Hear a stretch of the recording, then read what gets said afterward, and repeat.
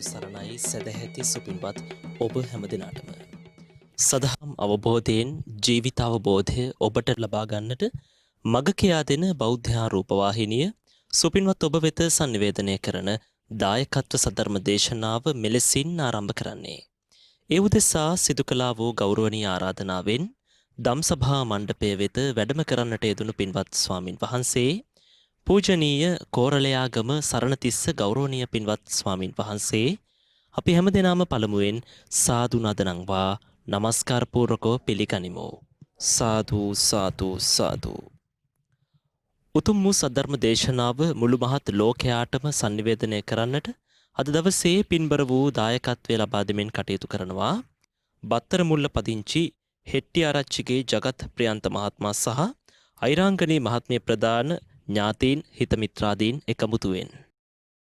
නමෝ තස්ස භගවතු අරහතු සබ්බ ධම්මේසු අප්පටිහත ඥානචාරස්ස දස බලදරස්ස චතු වේසාරජ්‍ය විසරදස්ස සබ්බ සත්තුත්තමස්ස ධම්මිස්ස රස්ස ධම්ම රාජස්ස ධම්මස්සාමිස්ස තථාගතස්ස සබ්බඤුනෝ සම්මා සම්බුද්දස්ස නමෝ තස්ස භගවතු අරහතු සබ්බ ධම්මේසු අප්පටිහත ඥානචාරස්ස දස බලධරස්ස චතු වේසාරජ්‍ය විසරදස්ස සබ්බ සත්තුත්තමස්ස ධම්මිස්ස රස්ස ධම්ම රාජස්ස ධම්මස්සාමිස්ස තථාගතස්ස සබ්බඤුනෝ සම්මා සම්බුද්දස්ස නමෝ තස්ස භගවතු අරහතු සබ්බ ධම්මේසු අප්පටිහත ඥානචාරස්ස දස බලධරස්ස චතු වේසාරජ්‍ය විසරදස්ස සබ්බ සත්තුත්තමස්ස ධම්මිස්ස රස්ස ධම්ම රාජස්ස ධම්මස්සාමිස්ස තථාගතස්ස සබ්බඤුනෝ සම්මා සම්බුද්දස්ස නමෝ තස්ස භගවතු අරහතු සබ්බ ධම්මේසු අප්පටිහත ඥානචාරස්ස දස බලධරස්ස චතු වේසාරජ්‍ය විසරදස්ස සබ්බ සත්තුත්තමස්ස ධම්මිස්ස රස්ස ධම්ම රාජස්ස ධම්මස්සාමිස්ස තථාගතස්ස සබ්බඤුනෝ සම්මා සම්බුද්දස්ස.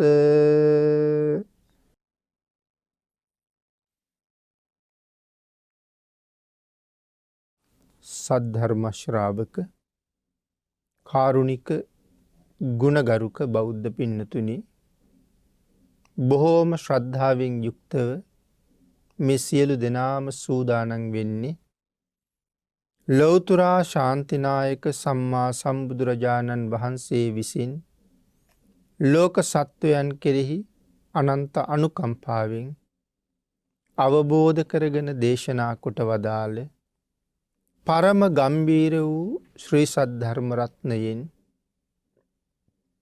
අබමල් රේණුවකටත් වඩා අඩු ඊටාම පුංචි කොටසක් දේශනා කරවගෙන ධර්ම ගෞරවය පෙරදරි කරගෙන දේශනාගත ධර්මය ශ්‍රවණය කරන්නත් එසේ ධර්ම ශ්‍රවණය කිරීමෙන් ලැබෙන අවවාද අනුශාසනා තම තමන්ගේ ජීවිතවලට එකතු කරගෙන වඩාත් නිවැරදි මෙලව ජීවිතයක් පෝෂණය කරගන්නත් ඒ තුලින් සුගතිගාමී වූ පරලොව ආයති භවයකින් සැනසෙන්නත් අවසන ප්‍රාර්ථනා කරන බෝධියෙන් සැප සහිත ප්‍රතිපදාවෙන් උතුම් චතුරාර්ය සත්‍ය ධර්මය අවබෝධ කර ගැනීමේ පරමාර්ථයත් ඇතුවයි ධර්ම ශ්‍රවණය කරන්න සූදානම් වෙන්නේ.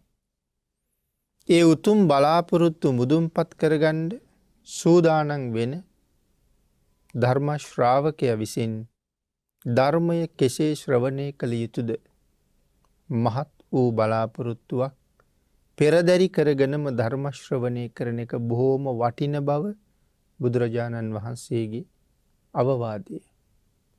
ඒ බලාපොරොත්තුව තමයි මේ ධර්ම දේශනාව ශ්‍රවණය කරන අතරතුරදීම මාගේ පංච නීවරණ ධර්මයන් යටපත් වේවා. සප්ත බෝධ්‍යාංග ආදී ධර්මයන් වැඩි දියුණු වේවා. මේ දේශනාව අතරතුරදීම මට උතුම් මාර්ගයක් ඵලයක් අවබෝධ වේවා කියන සිතින් යුක්තවම ධර්ම ශ්‍රවණය කරන්න කියලා භාග්‍යතුන් වහන්සේ දේශනා කරනවා. ඒ බලාපොරොත්තුව මුදුන්පත් කර ගැනීම වෙනුවෙන්ම අපි සද්ධර්ම ශ්‍රවණය කරමු. පින්නතුනි, අද ධර්ම දේශනාවේ මාතෘකාව හැටියට යොදා ගන්න කල්පනා කළේ මේ පින්නතුන් හැම කෙනෙක්ම වගේ හොඳට අහන්න, ඒ වගේම හැම කෙනෙක්ම වගේ දන්න උතුම් ගාථා රත්නයක්. අභිවාදන සීලිස්ස නිච්ඡං බුද්ධාපචායිනෝ චත්තාරෝ ධම්මා වඩ්ඩಂತಿ ආයුවන්නෝ සුඛං බලං කියන මේ ගාථා රත්නය. අපේ බුදුරජාණන් වහන්සේ ජීවමානව වැඩ ඉන්න කාලේ මේ ගාථා රත්නය දේශනා කොට වදාළේ මොන අවස්ථාවක කුමන හේතුවක් නිසාද කියන කාරණාව අපි මුලින් ටිකක් සාකච්ඡා කරගනිමු. පින්නතුනි, භාග්‍යතුන් වහන්සේ වැඩ ඉන්න කාලේ දඹදිව තිබුණා දීගලම්බික කියලා ප්‍රදේශයක්. එහි වැඩිපුරම ජීවත් වුණේ බ්‍රාහ්මණවරු. මේ බ්‍රාහ්මණවරු දෙපළක් ගිහිල්ලා ඍෂි ප්‍රෞජ්ජාවෙන් පැවිදි වුණා. අවුරුදු 48ක් මේ දෙන්නගේ පැවිදි ජීවිතය. අවුරුදු 48ක් ගෙවෙනකොට එක ඍෂිවරයෙක් කල්පනා කළා, මගේ මව්පිය පරපුර විනාශ වෙමින් යනවා. පරපුර ඉදිරියට පවත්වන්න කෙනෙක් නැහැ. ඒ නිසා මම දැන් මේ ප්‍රෞර්ජාව අත්හැරලා ගෙදර ගියොත් හොඳයි. එහෙම හිතලා ඍෂි ප්‍රෞර්ජාවෙන් මිදිලා ගෘහ ජීවිතයට ගිහිල්ලා විවාහයක් කරගෙන ජීවත් වුණා. ඔහුට කිරි දෙන්නු 100 දෙනෙක් විතර ලැබුණා. කහවණු ප්‍රමාණයකුත් ලැබුණා දායාද හැටියට. ඒ දේවල් යොදාගෙන ජීවිතේ පවත්වගෙන ගියා. තමන්ගේ අනික් යහළු ඍෂිවරයා විදේශ රටකට ගිහිල්ලා නැත්නම් දුර බැහැර ප්‍රදේශයකට ගිහිල්ලා දීර්ඝ කාලයක් කටයුතු කළා. නැවත ඒ ඍෂිවරයා දීගලම්බික ප්‍රදේශයට ආවට පස්සේ මේ අඹුසැමි යුවල කල්පනා කළා, යහළු බ්‍රාහ්මණයව බලන්න යමු කියලා. දෙදෙනාම ගිහිල්ලා ඍෂිවරයා මුණ ගැහිලා තමන්ගේ අතේ හිටපු දරුවා බිරිඳගේ අතට දීලා ඉස්සරලා මේ බ්‍රාහ්මණයා ඍෂිවරයාට වැඳා. වැඳහම දීර්ඝායුෂ වේවා කියලා ආශිර්වාද කළා. බිරිඳ තමන්ගේ අතේ හිටපු දරුවා ස්වාමියාට දීලා ඇයත් වන්දනා කළා. ඇයටත් ඒ විදිහටම ආශිර්වාද කළා. දෙන්නම එකතු වෙලා සිඟිති පුතත් බිම තියලා බ්‍රාහ්මණයාට වැඳෙව්වා. නමුත් බ්‍රාහ්මණයා ඒ වෙලාවේ කිසිම දෙයක් කීවේ නැහැ. මේ මව්පිය දෙපළට මේක ලොකු ප්‍රශ්නයක් වුණා. ඒ හින්දා ඇහුවා, ස්වාමීනි, අපි දෙදෙනාටම ආශිර්වාද කරලා පුතාට ආශිර්වාද කළේ නැත්තේ ඇයි? සඳහන් කළා, මොහුට දීර්ඝ ආයුෂයක් නැහැ. මම ආශිර්වාද කළා කියලා ඒ ආයුෂය දික් වෙන්නේ නැහැ. ඒ නිසයි මං එහෙම කීවේ නැත්තේ කියලා. අනේ ස්වාමීනී තව කොච්චර කාලයක් මොහු ජීවත් වෙයිද? ඉතා කෙටි කාලයයි. දවස් 7ක් වගේ සුළු කාලයක්. මේ දිවි අනතුරෙන් ඔහු ගලව ගන්න බැරිද ස්වාමීනි? සඳහන් කළා ගලව ගන්න පුළුවන් ඇති. ඒ ක්‍රමය මම දන්නේ නැහැ කියලා. ස්වාමීනි ඒ ක්‍රමය දන්න අයත් ඉන්නවද කියලා ඇහුවා. මේ ඍෂිවරයා සඳහන් කළා ඉන්නවා. සවැත් නුවර ජේතවනාරාමේ වැඩ ඉන්නවා ශ්‍රමණ බවත් ගෞතමයන් වහන්සේ. උන්වහන්සේ ඒ ක්‍රමය දන්නවා. උන්වහන්සේ ගාවට ගිහිල්ලා අහන්න. එහෙම සඳහන් කරාම මේ බ්‍රාහ්මණයා කියනවා ස්වාමීනි මට එහි යන්න බයයි. උන්වහන්සේත් එක්ක ලොකු සම්බන්ධතාවයක් අපේ නෑනේ කියලා කිව්වා. අර ඍෂිවරයා කියනවා බය වෙන්න කිසිම දෙයක් නෑ. ශ්‍රමණ බවත් ගෞතමයන් වහන්සේ කියලා කියන්නේ මහා කාරුණික උත්තමයන් වහන්සේ නම. බය නැතුව යන්න කියලා. දරුවගේ ජීවිතය ආරක්ෂා කරගන්න තියෙන උවමනාව සියල්ලට වඩා උසස්. ආන් ඒ නිසා දෙපළම දරුවත් අරගෙන බුදුරජාණන් වහන්සේ මුණ ගැහෙන්න ගියා. බුදුරජාණන් වහන්සේට පෙරසේම වන්දනා කළා. ඒ වෙලාවේ අඹුසැමි දෙපළටම භාග්‍යතුන් වහන්සේ ආශිර්වාද කළා. මේ අය නැවත දරුවත් වන්දනා කරවලා බැලුවා.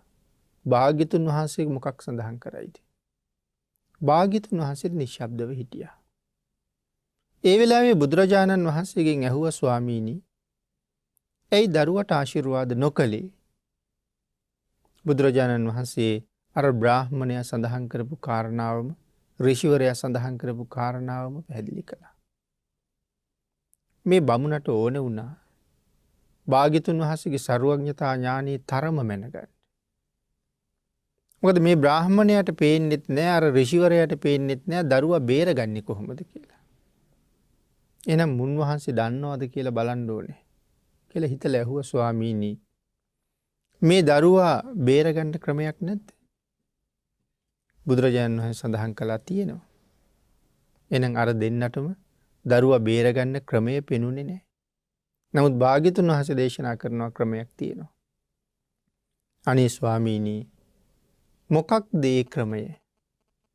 සඳහන් කළා බ්‍රාහ්මණේ ඔබ ගෙදර ගිහිල්ලා ගෙදර හොඳට අස්පස් කරලා පිරිසිදු කරන්න. ගෙදර ආවට වටපිටාව සම්පූර්ණයෙන් හොඳට පිරිසිදු කරන්න. පිරිසිදු කරලා භික්ෂූන් වහන්සේලා 8 නමකට එහෙම නැත්නම් 12 නමකට වැඩ ඉන්න පුළුවන් විදිහේ මණ්ඩපයක් හදන්න. ඒ මණ්ඩපේ වැඩ ඉඳලා මගේ ශ්‍රාවක භික්ෂූන් වහන්සේලා පිරිත් සජ්ජායනා කරයි. ඒ තුලින් මේ දරුවට ආරක්ෂා සම්පත්තිය හැදී. බ්‍රාහ්මණයා සඳහන් කළා ස්වාමීනි ඒ සියලු කටයුතු මම කරන්නම්. නමුත් භික්ෂු සංඝයා මං කොහොමද වැඩමවා ගන්නේ? භාග්‍යතුන් වහන්සේ සඳහන් කළා ඒ කාර්ය මම කරලා දෙන්නම් කියලා. සියලුම කටයුතු භාග්‍යතුන් වහන්සේ දේශනා කරපු විදිහටම සම්පූර්ණ කළා. නැවත ඇවිල්ලා මතක් කරාම බුදුරජාණන් වහන්සේ භික්ෂූන් වහන්සේලාට මතක් කළා මහණෙනි මේ නිවසට වැඩම කරලා රාත්‍රියත් දවාලත් කියන දෙකම එක දිගට පිරිත් සජ්ජායනා කරන්න දවස් 7ක්ම. අවසාන දවසේ මමත් පිරිතට වඩිනවා කියලා. භික්ෂූන් වහන්සේලා වැඩම කළා. මණ්ඩපේ වැඩ ඉඳලා දැන් පිරිත් දේශනාව රෑ දවල් දෙකේම කරනවා. 7 වෙනි දවසත් එළඹෙමින් තියෙනවා. පින්නතුනි අවරුද්ධ කියලා යක්ෂයෙක්. වෙසමුණි රජුරවන්ට 16 අවුරුද්දක් බැල මෙහෙවරකම් කරලා වරයක් ඉල්ලගෙන තියෙනවා නර බිල්ලක් ගන්න. එතකොට වෙසමුණි රජුරෝ කියලා කියන්නේ කවුද? 4 වරන් දෙවියන්ගෙන් එක්කෙනෙක්. එතකොට යක්ෂයා වරයක් ඉල්ලන්නේ නර බිල්ලක් ගන්න. වරේ දුන්නහම මොකද වෙන්නේ? ප්‍රාණඝාත අකුසලයකට හවුල් වෙන්න සිද්ධ වෙනවා. නමුත් ඔහු මෙහෙම වරයක් අරන් තියෙනවා. පින්නතුනි දැන් නම් වෙසමුණි රජුරුව සෝවාන් ආර්යයන් වහන්සේ නමක්. ආර්යයන් වහන්සේලා කවදාවත් පව් කරන්නේ නැහැ. එහෙනම් අති උතුම් ඒ ආර්ය භාවයේ ලබන්න කලින් මේ වරේ ලැබලා තියෙන්නේ. දැන් එදා නරබිල්ලට හේතු වෙන්නේ මේ දරුවා. මේ දරුවා තමයි ආහාරයට ගන්නේ. අමනුෂ්‍යයන්ට වරයක් දෙනකොට දිනයක් සහ වෙලාවක් කියන්න ඕනේ. එහෙම නැත්තම් ඔවුන් ඒකෙන් සමහරලාට අයුතු ප්‍රයෝජන ගන්නවා. එතකොට මේගොල්ලන්ට දිනයක් සහ වෙලාවක් දුන්නාම ඒ දිනයට ඒ වෙලාවට ඒ බිල්ල ගන්න බැරි වුණොත් ආයෙ ගන්න අයිතිවාසිකමක් නැහැ. ඒ වෙලාවට කරන්න ඕනේ. ඉතින් හරියටම භාග්‍යතුන් වහන්සේ 7 වෙනි දවසේ වැඩියා. යක්ෂයත් ඇවිල්ලා ඉන්නේ. යක්ෂ කියලා කිව්වට මේ චාතුම් මහරජික පිරිස. වෙසමුණි රජුගේ යටතේ ඉන්නේ යක්ෂයින් ඇතුළු අය. නමුත් භාග්‍යතුන් වහන්සේ වඩිනකොට මහේශාක්‍ය දෙවිවරු විශාල වශයෙන් වඩිනවා. මහේශාක්‍යයන් ගැවසෙන තැන අල්පේශාක්‍යයන්ට වසන්න බෑ. එහෙනම් දැන් මේ මහේශාක්‍ය දෙවිවරු රැස් වෙන්න ඉහළ දිව්‍ය තල වලින් එන්න අර යක්ෂයා ඇතුළු අල්පේශාක්‍ය දෙවිවරු ඈතට යනවා. බොහෝ ඈතට යන්න සිද්ධ වුණා. ඒ තරම්ම මහේශාක්‍ය දෙවියෝ වැඩියා. භාග්‍යතුන් වහන්සේ පිරිත් දේශනාවට සම්බන්ධ වුණා. දැන් මහේශාක්‍ය දෙවිවරු පිරිලා නිසා යක්ෂයාට එන්න විදිහක් නැහැ. වරයට નિયમિત දිනයයි වෙලාවයි පහ වුණා. එතනින් එහාට ආයේ ඒ බිල්ල ගන්න බෑ. පිරිත් දේශනාව නතර කළා. සියලු කටයුතු නිමා වෙලා අර අඹුසැමි යුවලයි මේ දරුවයි ඇවිල්ලා භාග්‍යතුන් වහන්සේට වැඳා. අඹුසැමියන්ට ආශිර්වාද කළා වගේම බුදුරජාණන් වහන්සේ එදා දරුවටත් ආශිර්වාද කළා. ස්වාමීනි දැන් අපේ දරුවා නිරුපද්‍රිතද? දීර්ඝායුෂ ලැබේවා කියලා ආශිර්වාද කරාම දැන් කොච්චර කාලයක් දරුවා ජීවත් වෙයිද? එහෙම අහපුවාම බුදුරජාණන් වහන්සේ සඳහන් කළා බ්‍රාහ්මණය අවුරුදු 120ක් ආයු වළඳනවා කියලා. දැන් බොහෝම සතුටුයි. ඒ නිසා ඒ පුතාට එතන ඉඳලා නම තිබ්බා ආයු වඩන කියලා.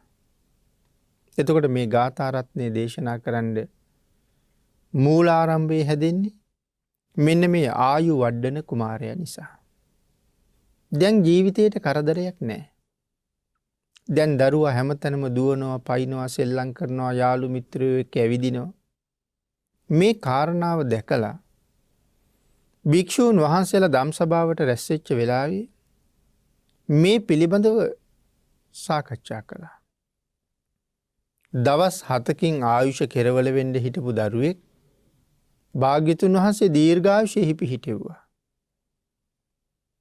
එහෙමනම් මේ ලෝකේ ආයුෂ ක්ෂය වෙන අයගේ ආයුෂ වැඩි කරන ක්‍රමයක් තියෙන්න ඕන නේද කියලා. බුදුරජාණන් වහන්සේ ධම්සභාවට වඩින වෙලාවේ මේ සාකච්ඡාවේ තමයි හිටියේ. මහණෙනි මම වඩින්න කලින් කුමන සාකච්ඡාවක තොප හිටියද? භික්ෂුන් වහන්සේලා කාරණාව සිහිපත් කළා. ඒ වෙලාවේ භාග්‍යතුන් වහන්සේ දේශනා කළා මහණෙනි එහෙම ආයු වැඩෙන ක්‍රමයක් තියෙනවා. ආයුෂේ විතරක් නෙමෙයි වැඩෙන්නේ. මේ ක්‍රමය තුල බල 4ක්ම වැඩෙනවා. කියන කාරණාව පැහැදිලි කරලා අපි මාතෘකා කරගත්ත මේ ගාථා රත්නයේ දේශනා කොට වදාලා. අභිවාදන සීලිස්ස නිච්ඡං වද්ධාපචායිනෝ චත්තාරෝ ධම්මා වඩ්ඩಂತಿ ආයුවන්නෝ සුඛං බලං. ධර්මතා 4ක් වැඩෙනවා. මොනවද? ආයු, වර්ණ, සැප, බල. මේ ධර්මතා 4ම වැඩෙන ක්‍රමයක් මේ ලෝකේ තියෙනවා කියලා දේශනා කරන්න තමයි මේ ගාථා රත්නය එදා භාග්‍යතුන් වහන්සේ දේශනා කොට වදාළේ. සිල්වතුන් වඳින සුළු නිතර ගුණයෙන් වැඩිහිටියන් පුදන අයගේ ආයුෂයයි වර්ණයයි සැපයයි බලයයි වැඩෙනවා. සිල්වතුන්ට වඳින අයට තමයි මේ බලහතර දියුණු වෙනවා කියලා සඳහන් කළේ. ආන්ගේ කාරණාව පැහැදිලි කරමින් භාග්‍යවතුන් වහන්සේ දේශනා කරනවා මේ සිල්වතුන් වඳින්නා වූ කියලා කියහම කවුද මේ සිල්වතුන් වඳිනවා කියලා කියන්නේ කාට වඳිනවද? නිච්ඡං වද්ධාපචායිනෝ නිතර ගුණයෙන් වැඩි උත්තමයන්ට වඳින එක.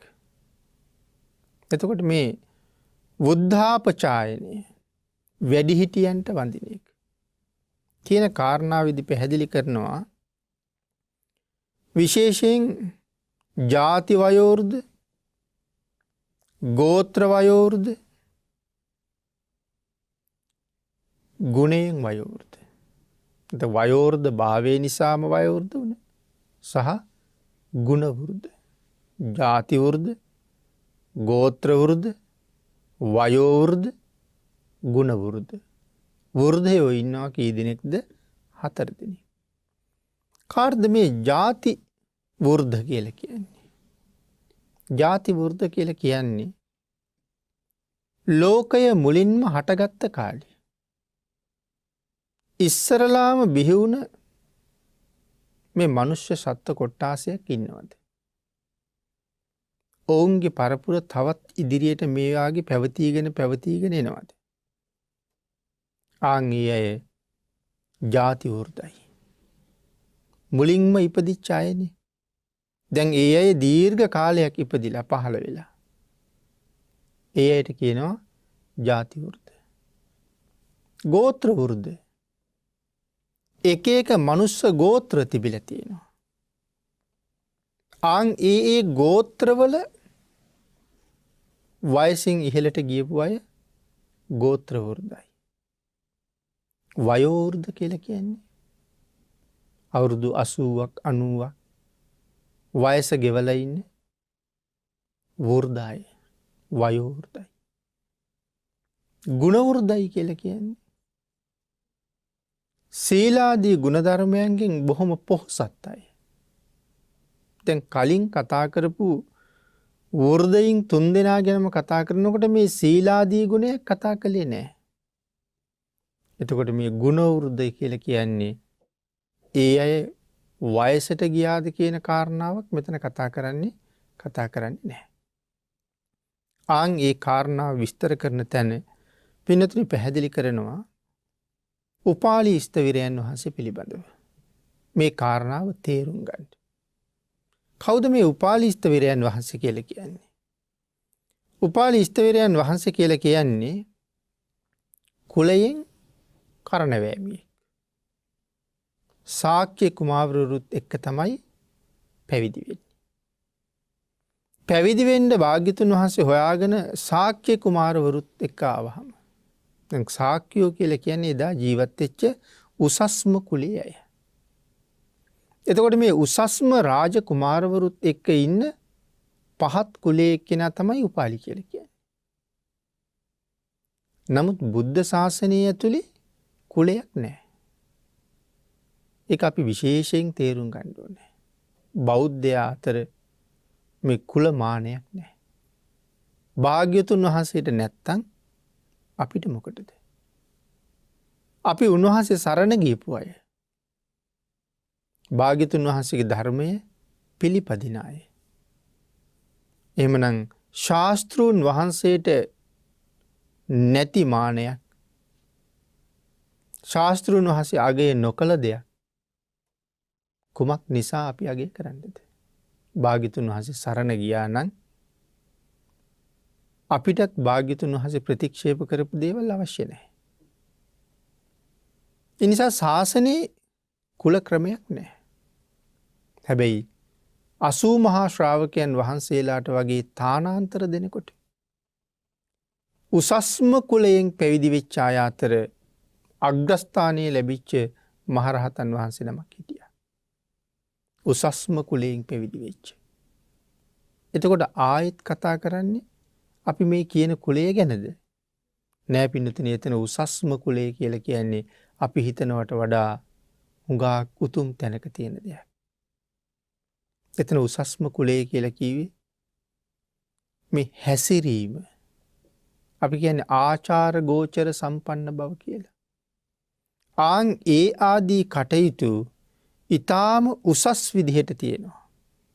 අපේ පිනතුන් බණ අහනකොට අහලා ඇති කුල පුත්‍රයින් කියන වචනේ. ආන්ගේ කුල පුත්‍රයෝ කියන්නේ ඒ අයට.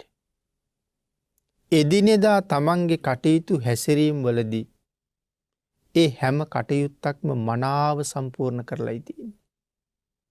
යම් දෙයක් පාවිච්චි කළොත් ඒක ඊටාම හොඳට පිරිසිදු කරලා ආපහු තියෙනවා.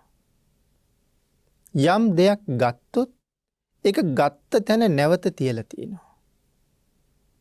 යම් ඇඳුමක් නමුත් පරිහරණය කළොත් ඒක ඊටා හොඳට පිරිසිදු කරලා තියෙනවා තව කෙනෙකුට පරිහරණය කරන්න. ආන් ඒ වගේ හැම පැත්තෙම උසස්. එතකොට අපිට බැරි වෙයිද අද කුල පුත්‍රයෝ වෙන්න? අපිටත් පුළුවන්. එහෙම වුණොත් කොච්චර උසස්ද? නමුත් අපි හිතලා බලන්න අපි gedara කටයුතු කරනකොට සමහර වෙලාවට අපි පාවිච්චි කරපු කෝප්පේ තව කෙනෙකුට පාවිච්චි කරන්න අවශ්‍යයි. නමුත් සමහර වෙලාවට අපි ඒක පාවිච්චි කරලා ඔහේ තියලා යනවා. සමහරට තේ එක පාවිච්චි කරලා කිරි වීදුරුවක් බීලා ඒක හොඳට හොදලත් නැහැ. තව කෙනෙක් වතුර ටිකක් අරගෙන පානය කරන්න ගියහම කිරිවල තිබුණ දුර්ගන්ධය සමහරලාට මස් මාළු අනුභව කරලා අතින් අල්ලලා ඊට පස්සේ එන සිනි කොයිල වගේ වතුර පාවිච්චි කරන්න ගත්ත අනික් පුද්ගලයාට වතුර වීදුරුවත් එක්ක එපා වෙනවා. නමුත් තමන් පාවිච්චි කරාම නැවත ඒක සෝදලා පිරිසිදු කරලා සබන් යොදලා තියලා ගියහම අනික් කෙනාට මේක තව කෙනෙක් පාවිච්චි කරපු එකක්ද කියන කාරණාවවත් හිතා ගන්න බෑ. තමන් ආහාර අනුභව කරපු පිඟාන ඊටාම හොඳට පිරිසිදු කරලා තියලා ගියහම අතට අල්ලනකොට තෙල් ගතිය දැනෙනවනම් පාවිච්චි කරපු පුද්ගලයාට විතරක් නෙමෙයි gedara අය ගැනත් කලකිරෙනවා.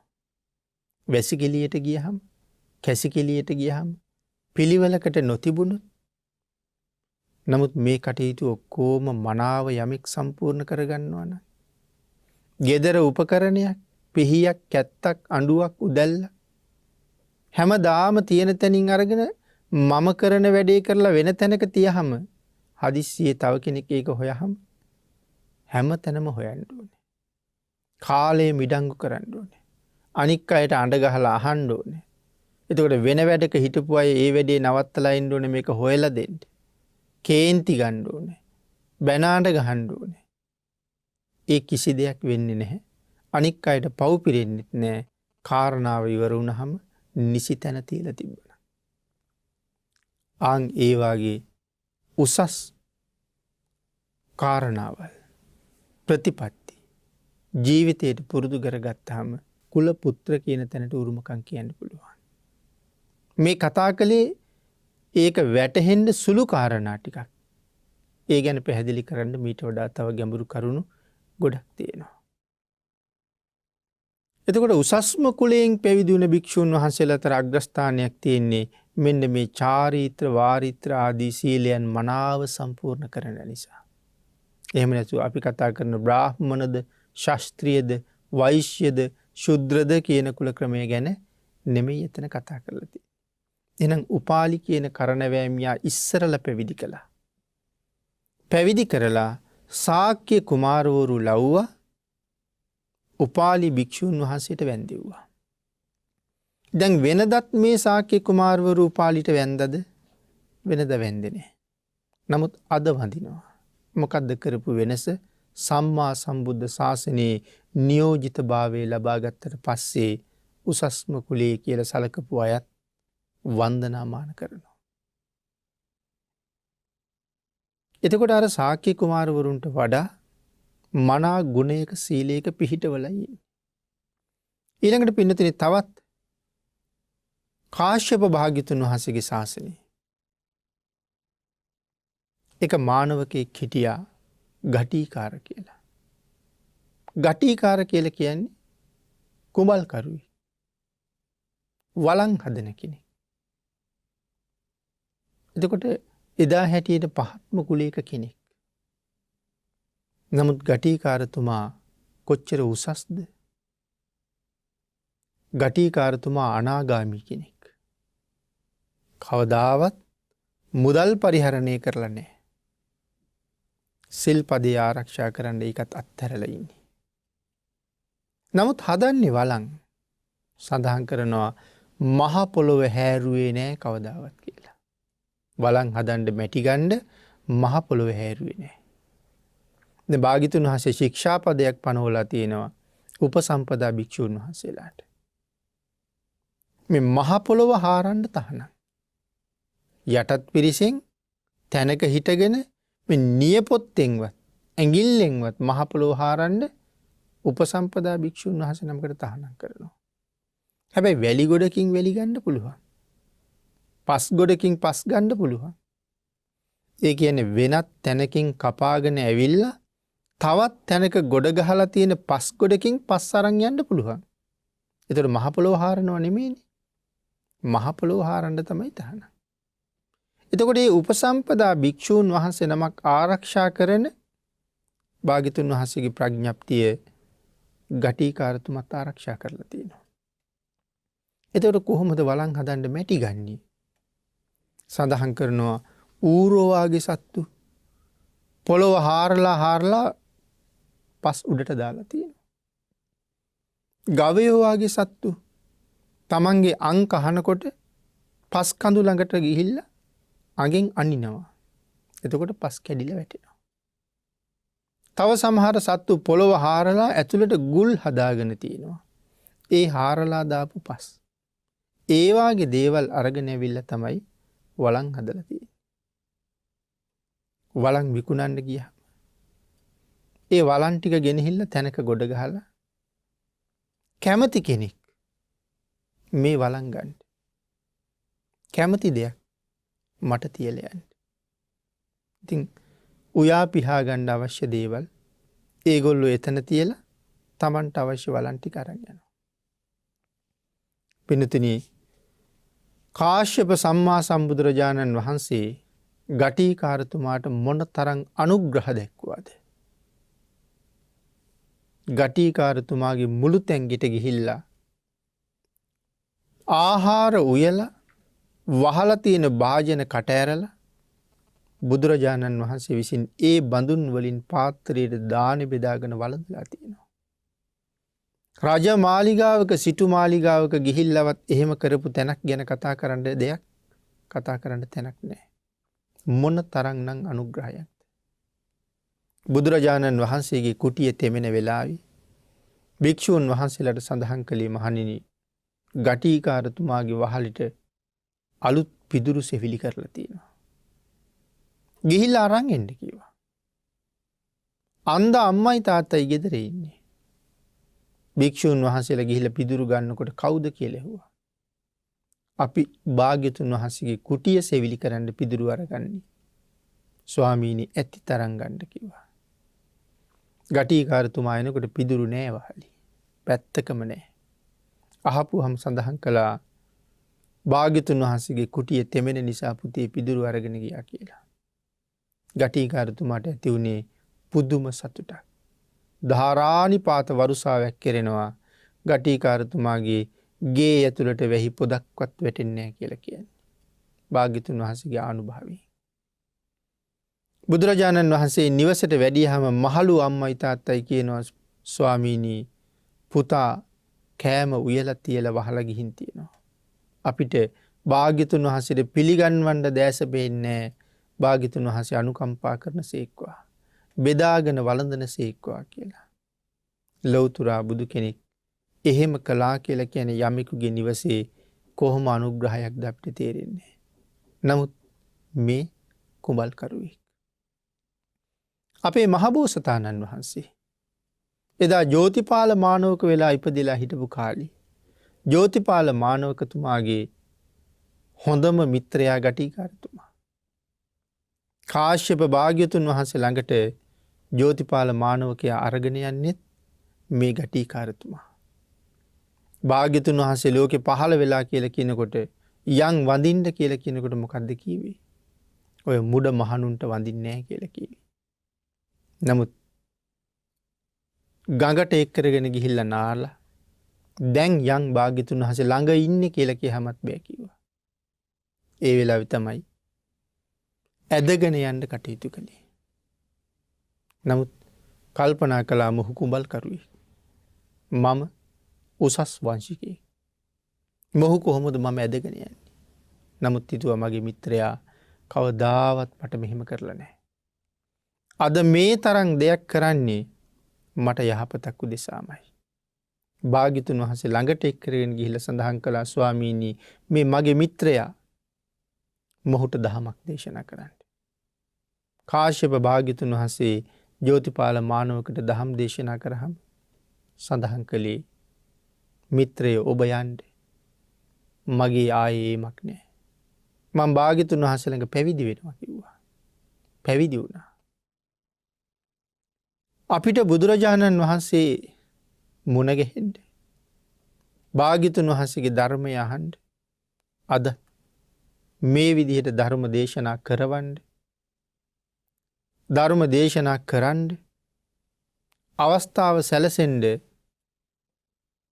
මේ ගටිකාරතුමා විශේෂ කාර්යයක් සම්පූර්ණ කළා කියලා කිව්වොත් පින්නතින එතන වැරදි නෑ. හේතුව අර කියාපු වචනේ මුඩ මහණුන්ට වඳින්නේ. ලෞතුරා බුදු කෙනෙකුට කියාපු ඒ වචනේ මේකත් සඳහන් කරනවා ද්වේෂසිතින් කීව නෙමෙයි ශ්‍රද්ධාවෙන්මයි කීවේ කියලා. ඒ කොහොමද ශ්‍රද්ධාවෙන් කියන්නේ? කාශ්‍යප කුමාරයා අබිනිෂ්ක්‍රමණය කරලා බුදු වුණා කියලා කියම හිතුවේ එහෙම පහසුවෙන් බුදු වෙන්න බෑ. ඒ නිසා මේ බුදුවරු නෙමේ වෙන්න ඇති. නමුත් බුදුරජාණන් වහන්සේට කියනකොට මුඩ මහණුන්ට වඳින්නේ නැහැ කියලා කිව්වේ. අනේ ඒ නිසා ඒ කාරණාව කොයිතරම් බරපතලද? ගටිකාරතුමා එදා ළඟට එක් කරගෙන ගියේ නැත්තම් ජෝතිපාල මානවක මරණයෙන් පස්සේ අවීචියටමයි යන්නේ. එදා අවීචියට ගියා නම් මෙදා බුදු වෙන්න කෙනෙක් ඉඳීද කියන කාරණාව ආපහු හිතන්න ඕනේ. එතකොට මේ පාරමී ධර්ම ඉවර කරන්න තරම් සම්පූර්ණ කරලා ඉන්න මහ බෝධිසත්වයෙකුටත් එච්චර බලපානවද බුදු කෙනෙකුට කියපු වචනේ? ඒ තරම්ම බලපානවා. එදාම ගිහිල්ලා බුදුරජාණන් වහන්සේ මුණ ගැහිලා සමාව අරගෙන මුළු ජීවිත කාලයේම එතනින් පස්සේ බුද්ධ ශාසනය උදෙසා කැප කරපු නිසා නිරයෙන් බේරුණා මිසක් නැත්තම් ඒ කර්මය ඒ තරම්ම බලවත්. එහෙනම් අද සිල්වතුන්ට ගුණවතුන්ට එරෙහිව වචනයක් කියනකොට අපි දෙපාරක් හිතන්න වෙනවා. ද්වේෂය කියන අකුසල කර්මය බොහෝම බලවත් කියලා කියන්නේ අපිට ද්වේෂයක් ඉපදුනහම කවුරු එක්කද කතා කරන්නේ කාටද කතා කරන්නේ කියන කරුණාව අමතක වෙනවා. මවටත් බනිනවා, පියාටත් බනිනවා, සංඝයාටත් බනිනවා, සමහරට ආර්යයන් වහන්සේලාටත් බනිනවා ද්වේෂය නිසා. අංගේ කරුණ යන විශේෂයෙන් හිතන්න ඕනේ. ඒකයි ද්වේෂය මේ තරම් භයානක අකුසලයක් හැටියට භාග්‍යතුන් වහන්සේ පෙන්නලා තියෙන්නේ. එදා සමාව අරගත්තත් මෙදා දුෂ්කර ක්‍රියාවක් කරන්න සිද්ධ වුණා. අවුරුදු 6ක් සමහර දවසක වැළඳුවේ එක බත් ඇටයයි. තව දවසක වැළඳුවේ එක මුං ඇටයයි. තව දවසක වැළඳුවේ එක කඩල ඇටයයි. අපි පින්නතුන් හිතන්නේ රැකියාවට ගිහිල්ලා එනකොට පාසලට ගිහිල්ලා එනකොට එක මුං ඇටයක් තම්බලා පිඟානට බෙදලා වහලා තියලා තිබ්බොත් කොහොම තත්ත්වයක් ඇති වෙයිද කියලා. නමුත් පුළුවන් ද අද මුං ඇටයක් හෙට හාල් ඇටයක් අනිද්දාට කඩල ඇටයක් වළඳලා ඉන්න. නමුත් මේ ගෙවාගෙන යන අකුසලයේ අර එදා වචනයෙන් කරගත් අකුසලයක තවත් ඵලයක්. ඊළඟට පින්නතුනි ධර්ම දේශනාවට තියෙන කාලයත් නිමා වෙලා තියෙනවා. අපේ ශාසනයේ මහා කාත්‍යයන මහරහතන් වහන්සේ. එක තැනක වැඩ ඉන්නකොට කච්චායනයන් වහන්සේ ළඟට එනවා එක බ්‍රාහ්මණයෙක්. ආන්ගේ බ්‍රාහ්මණ කණ්ඩහාරණ කියන බ්‍රාහ්මණතුමා කාත්‍යයන් වහන්සේ ළඟට එනකොට මහා කච්චායනයන් වහන්සේ නැගිටින්නේ නැහැ. බ්‍රාහ්මණයෝ කියලා කෙනෙක් උසස්ම වංශයයි. ඉස්සරහට එන්නේ නැහැ. පෙර ගමන් කරලා පිළිගැනීම නැහැ. අමුතුවෙන් අසුන් පැනවීම නැහැ. නමුත් මේ බ්‍රාහ්මණයා කච්චායනයන් වහන්සේට චෝදනා කරනවා.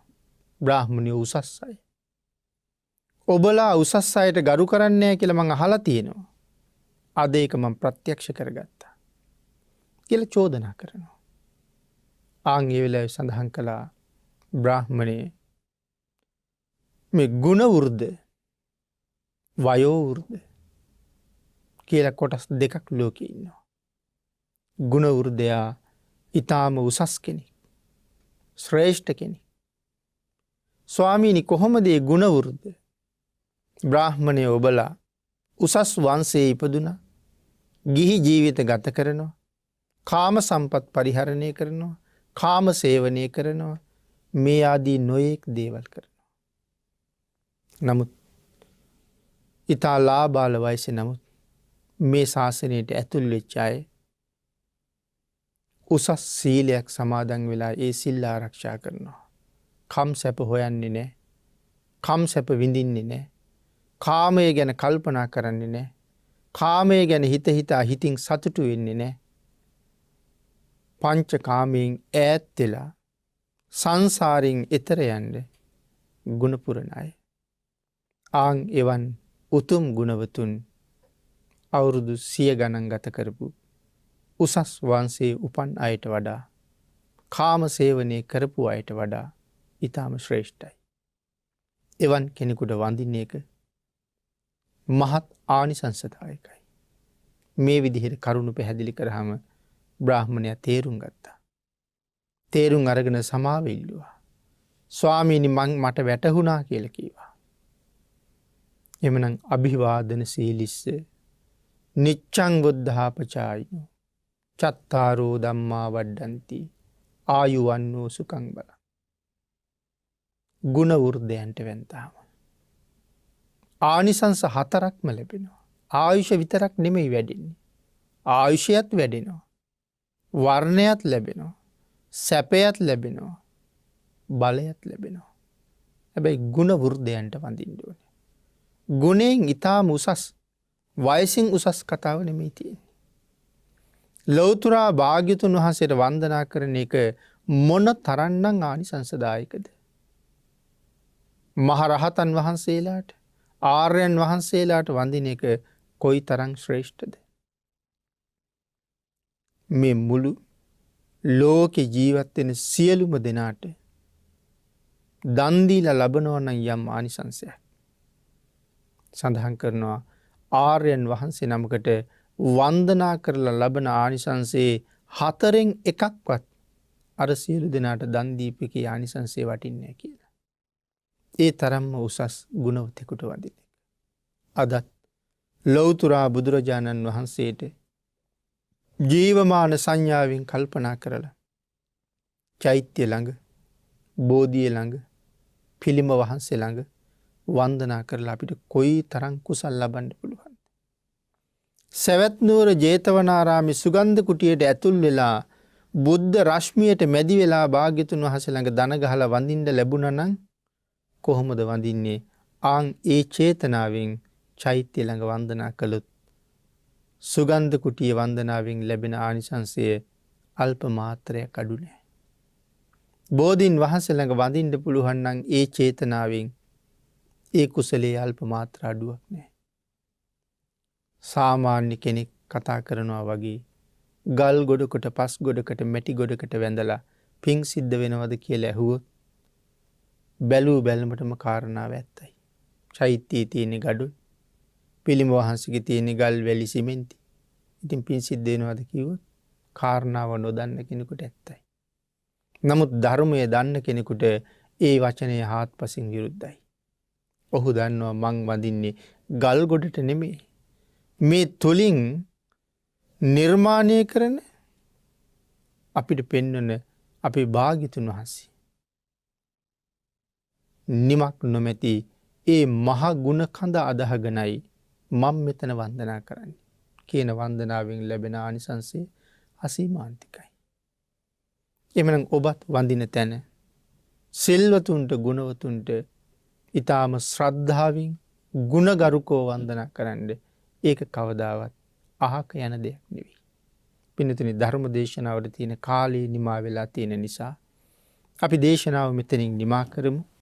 මේ උතුම් ධර්ම කාරණාව පැහැදිලි කරන්න අද දේශනාවේ දායකත්වය දරන්නේ බත්තර මුල්ලේ පදිංචි හෙට්ටි ආරච්චිගේ ජගත් ප්‍රියන්ත මහත්මයා සහ ආයිරාංගනී මහත්මිය ඇතුළු ඥාති හිතමිතුරන් විසින් වසර 3කට පෙර මියගිය හිරුක අස්වින් පුතුට ආනන්ද විද්‍යාලයේ ඉගෙනුම ලැබූ ඒ පුතුට පින් අනුමෝදන් කිරීමත් හෙට්ටි ආරච්චිගේ පියදාස පියාණන්ට පින් අනුමෝදන් කරන්නත් ශ්‍යාමීන් තෙරේසා පෙරේරාට පින් අනුමෝදන් කරන්නත් ඊට අමතරව අයිරාංගනී මහත්මියගේ මවට පියාට සෙත් ප්‍රාර්ථනා කරන්නත් ජගත් ප්‍රියන්ත මහත්මයාගේ මවට හා පවුලේ අයට සෙත් ප්‍රාර්ථනා කිරීමත් ඉගෙනුම ලබන දරුවන්ගේ අධ්‍යාපන කටයුතු සාර්ථක වීම සඳහා වැඩම අවදාළ පින්වත් ස්වාමින් වහන්සේට හා මෙහි වැඩ සිටින සියලුම පින්වත් ස්වාමින් වහන්සේලාට සෙත් ප්‍රාර්ථනා කිරීමත් පැමිණි නොපැමිණි සියලු දෙනාට නිදුක් නිරෝගී භාවයේ චිරජීවනයේ ප්‍රාර්ථනා කිරීමත් මේ පින්කමේ උතුම් අරමුණු අතර සඳහන් කරනවා. දායක පින්වත් පිරිස විසින් පින් අනුමෝදන් කළ සියලු දෙනාටම පින් අනුමෝදන් වේවා. ආශිර්වාද කළ සියලු දෙනාටම රත්නත්‍රයේ ආශිර්වාදයෙන් නිදුක් නිරෝගී භාවයේ චිරජීවනයේ උදා වේවා. සියලු දෙනාටම ඊ타ම ඉක්මන් භවයක ඊ타මත්ම කෙටි කාලයකින් සැප සහිත ප්‍රතිපදාවෙන් උතුම් චතුරාර්ය සත්‍ය ධර්මය අවබෝධ කර ගැනීම සඳහා මේ පුණ්‍ය ධර්මයන් හේතු වාසනා වේවා කියලා ප්‍රාර්ථනා කරමු. ආකාශට්ඨා ච බුම්මට්ඨා දේවා නාග මහිද්దికා පුඤ්ඤන්තං අනුමෝදිත්වා චිරං රක්ඛන්තු ලෝක සාසනං දේවෝ වස්සතු කාලේන සස්ය සම්පත්ති හෝතු ච පීතෝ භවතු ලෝකෝ ච රාජා භවතු ධම්මිකෝ